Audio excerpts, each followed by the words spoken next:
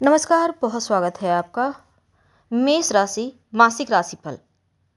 मेष राशि के लिए मार्च का महीना कैसा रहेगा, आज हम बहुत सारी बातें विस्तार से करेंगे। साढ़े साथी भी आपकी शुरू होने जा रही है इसी महीने में। तो 30 साल के बाद शनिदेव मीन राशि में आ रहे हैं और मार्च में आपकी साढ़े साथी शुरू हो जाएगी 29 मार्च से।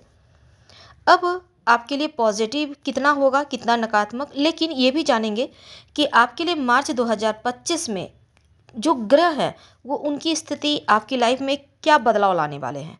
तो चलिए विस्तार से जानते हैं। आपका स्वास्थ्य, शिक्षा, प्रेम, वैवाहिक जीवन, भाग्य, करियर और प्यार, तमाम बातें जारी है। वीडियो के अंत तक बने रहिए और ये प्रेडिक्शन चंद्र राशि पर आधारित है। तो सबसे पहले समझते हैं। अगर पहले तो हम बता दें, अगर आप अभी अभी जुड़े हैं तो प्लीज़ चैनल को सब्सक्राइब जरूर करें, लाइक करें, सब्सक्राइब करें, अपनों से शेयर करें। चलिए समझते हैं। मेष राशि भचक्र की पहली राशि और आपकी राशि के लिए ये जो मार्च का महीना है, देवगुरु बृहस्पति वृषभ राशि में बैठे हैं।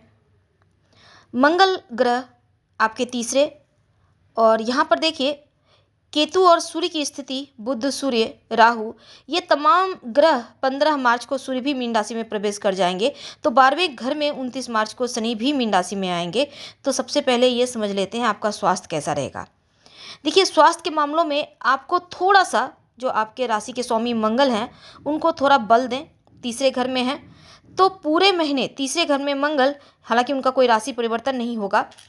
तो ऐसे में पराक्रम का घर है, और जब आपके राशि के स्वामी तीसरे घर में बैठेंगे, छठे, 8वें, 12वें घर में होते हैं तो थोड़ा स्वास्थ्य की मुश्किल को देते हैं। लेकिन सूर्य भी 12वें घर में चले जाएंगे, बृहस्पति भी ठीक है। लेकिन खास तौर पर 15 मार्च के बाद आपको अपने स्वास्थ्य का ज़्यादा ध्यान रखना है। स्किन की प्रॉब्लम ना हो, इसका ध्यान रखिएगा। ज़्यादा डायरेक्ट धूप में ना जाएं, अपना ख्याल रखें, पानी वगैरह पीते रहें। अब देखिए, अगर लंबी यात्रा वगैरह की प्लानिंग कर रहे हैं तो अपने खान पान का भी ध्यान रखें। बड़ी प्रॉब्लम नहीं है, लेकिन 15 मार्च के बाद अपना ध्यान रखें। अगर आपको लगे कि मुश्किलें हैं तब राम रक्षा स्त्रोत का पाठ कर लीजिएगा या सुन लीजिएगा एक बार रोज सुबह, कभी भी सुन सकते हैं वैसे दिन भर में। अब देखिए, अब हम बात करते हैं आपके लिए, आप विद्यार्थियों के लिए कैसा रहेगा। देखिए, जो विद्यार्थी हैं, अगर हम पंचम भाव से देखें तो आपके लिए, जो विद्यार्थी हैं, आपके लिए समय ऐसा है कि जल्दबाजी में कोई डिसीजन मत लीजिएगा, सोच समझकर काम करें।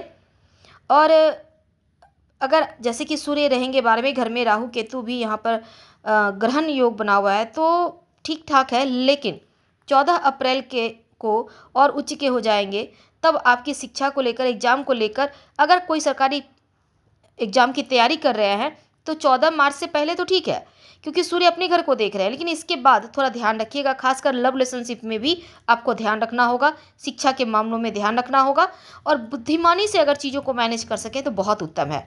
अब सूर्य पंचम भाव को देख रहे हैं, मंगल तीसरे घर में है, तो मार्च का महीना सूर्य 12वें घर में रहेंगे। लव लाइफ की बात करें, रूठना मनाना चलेगा, बड़ी टेंशन नहीं है, लेकिन फिर भी कोई मुद्दा ना बने, छोटे मोटे चीज़ों पर विवाद ना हो जाए, इसका ध्यान रखिएगा। अब हम बात करते हैं आपके लिए आपके करियर व्यापार की बातें।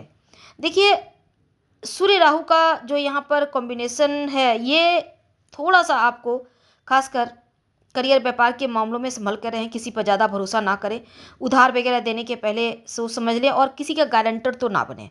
वैवाहिक जीवन के मामलों में देखिए, यहाँ पर क्या है ना कि मैरिड लाइफ आपके लिए, अगर आप अविवाहित हैं तो विवाह की बातें चल सकती है। शुक्र आपके 12वें घर में उच्च के होकर बैठे हैं, तो शुक्र यहाँ पर है तो एक बात है कि शुक्र, राहु, सूर्य, शनि भी आ जाएंगे।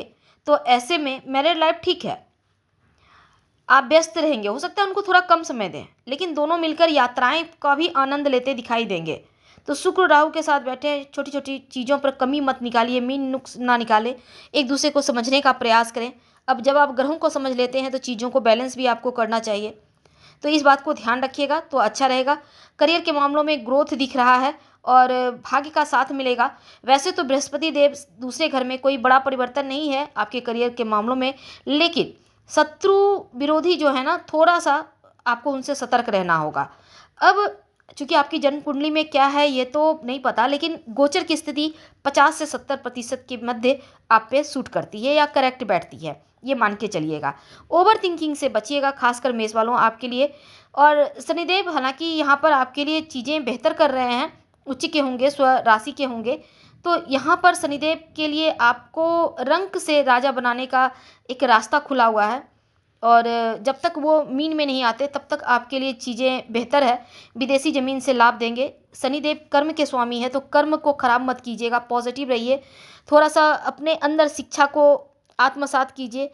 अपना पराया तो सिखाएँगे ही, लेकिन जैसे ही 29 मार्च से आपकी साढ़े साती शुरू होगी, हालाँकि यहाँ पे राहु एक साथ है, तब यहाँ पर थोड़ा-सा आपको सँभल के रहना है। शिव जी की आराधना करें तो शांति मिलेगी। हम आपसे विदा लेते हैं, लेकिन वाणी पर ध्यान रखिएगा। धन्यवाद।